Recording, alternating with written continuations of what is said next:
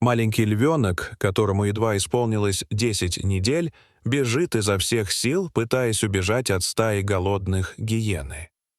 Их глаза прикованы к маленькому бегущему силуэту. Львенок слышит их визг за спиной и чувствует горячее дыхание, которое становится все ближе. Впереди, среди сухой травы, появляется одинокое дерево акации с искривленным стволом и редкими колючими ветвями. Львенок не колеблется ни секунды и бросается к нему, понимая, что это его единственный шанс. Он резко подпрыгивает и вонзает маленькие когти в грубую шершавую кору. Его лапы скользят, но он цепляется сильнее и начинает карабкаться вверх, отчаянно подтягиваясь. Внизу гиены уже кружат вокруг дерева, подпрыгивая и щелкая зубами. Их смех звучит резко и зловеще в горячем воздухе. Львенок поднимается выше, но одна сухая ветка внезапно ломается под его весом и царапает его шею, оставляя неглубокий порез. Детеныш тихо скулит от неожиданной боли, но продолжает карабкаться, пока не достигает узкой развилки ветвей. Он прижимается к стволу, тяжело дышит и дрожит всем телом. Внизу гиены продолжают кружить вокруг дерева, иногда подпрыгивая и пытаясь дотянуться до ветвей. Их терпение велико, и они готовы ждать. Проходит много времени под беспощадным солнцем, которое висит прямо над равниной. Жара давит на воздух, и вся саванна словно погружена в мерцающую дымку. Наконец, гиены начинают терять интерес. Их животы урчат от голода, и одна за другой они уходят в высокую траву, исчезая среди желтых волн. Но львенок остается на дереве. Каждый раз, когда он смотрит вниз, его лапы начинают дрожать от страха. Высота кажется ему огромной, а земля слишком далекой.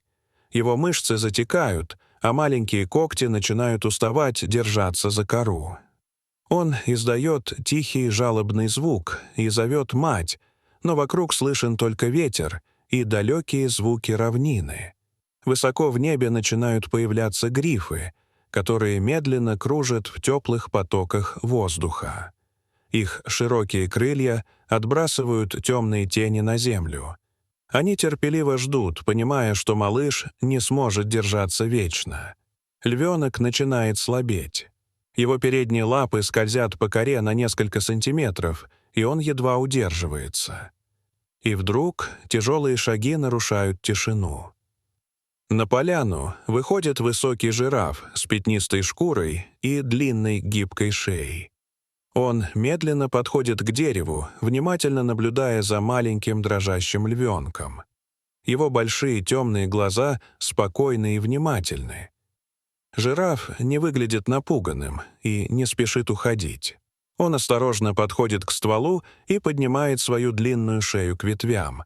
Львенок шипит и прижимает уши, но жираф остается совершенно неподвижным. Его мощная шея оказывается прямо под лапами детеныша. Несколько секунд львенок колеблется, глядя то вниз, то на огромное животное под собой. Затем инстинкт подсказывает ему решение. Он осторожно опускается на шею жирафа, цепляясь когтями за короткую жесткую гриву.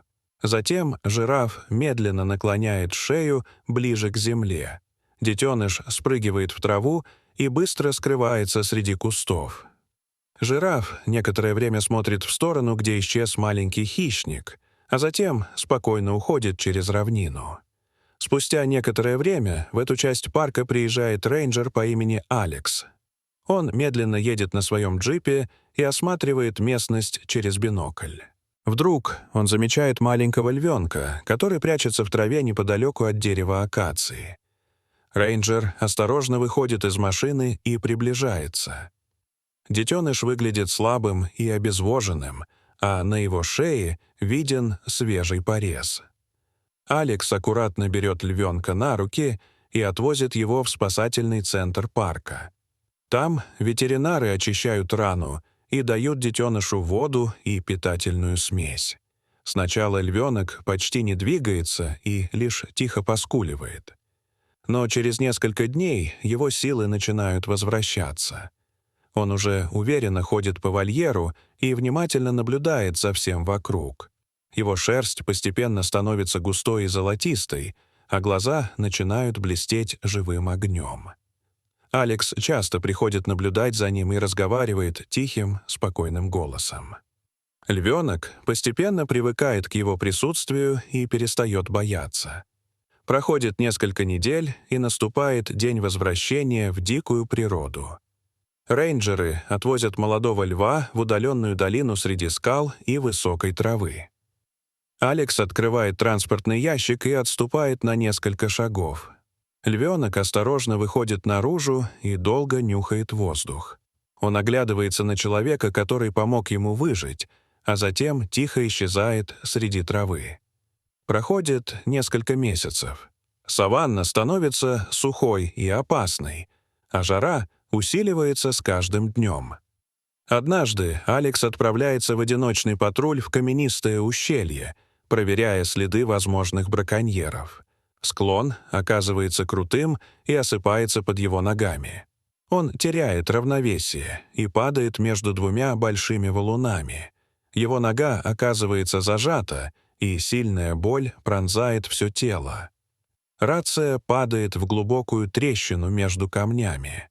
Алекс понимает, что без помощи он здесь долго не протянет. Когда первоначальный шок спал, он слышит тихий шорох камней. На краю скалы появляются две фигуры. Это взрослая львица и молодой лев с мощными плечами и золотистой гривой. Молодой лев подходит ближе и внимательно смотрит вниз. Его янтарные глаза знакомо горят. И Алекс узнает его. Это тот самый львенок, которого он когда-то спас. Но теперь он почти взрослый хищник. Лев не рычит и не готовится к нападению. Вместо этого он начинает громко реветь, и его голос раскатывается эхом по всему ущелью. Львица стоит немного выше и внимательно следит за окружающей обстановкой. Молодой лев продолжает реветь снова и снова, словно подает сигнал. Его голос слышен очень далеко по равнине. На станции рейнджеров услышали эти необычные львиные крики. Команда решает проверить источник звука и отправляется к ущелью. Недалеко от патрульного автомобиля они находят Алекса, зажатого между валунами. Его быстро освобождают и оказывают помощь. На вершине скалы в это время еще видны два силуэта. Львы все это время держали других хищников подальше от ущелья. Вот так, иногда, в дикой природе память и благодарность оказываются сильнее страха. Дорогие зрители, что вы думаете об этой истории? Расскажите, пожалуйста, в комментариях. А если вам понравилось это видео, то ставьте лайк и подписывайтесь на наш канал. До свидания.